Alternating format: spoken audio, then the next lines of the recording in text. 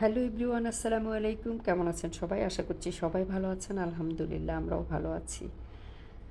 আমরা থাকি হচ্ছে আচ্ছা, আমরা কোথায় থাকি সেটা না বলি। কার এলাকায় কেমন জানি না। আমরা যে এলাকায় থাকি এখানে একদম গ্যাস থাকে না। তো এইজন্য আমার হাসব্যান্ড বলল চলো একটা সি ইন্ডাকশান কিনে ফেলি। কারণ হচ্ছে আমরা সিলিন্ডার ইউজ করি।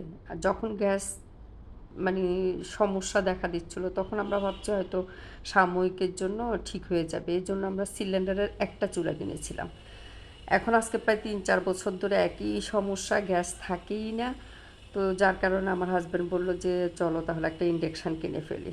তা ইন্ডাকশান কিনতে আসছি। তো বলেন তো সবাই আমরা কোন ইন্ডাকশানটা কিনেছি? কমেন্ট করে প্লিজ জানান কোনটা কিনেছি। আর ইন্ডাকশান ওভেনটা কিনে আসলে কী বিপদে পড়েছি। আমরা অনেকেই জানি ইন্ডাকশান ওভেনগুলোতে, সব ইন্ডাকশান ওভেনে কিন্তু সব পাতিল ইউজ করা যায় না। আবার কিছু ইন্ডাকশান ওভেন আছে সব পাতিল ইউজ করা যায়।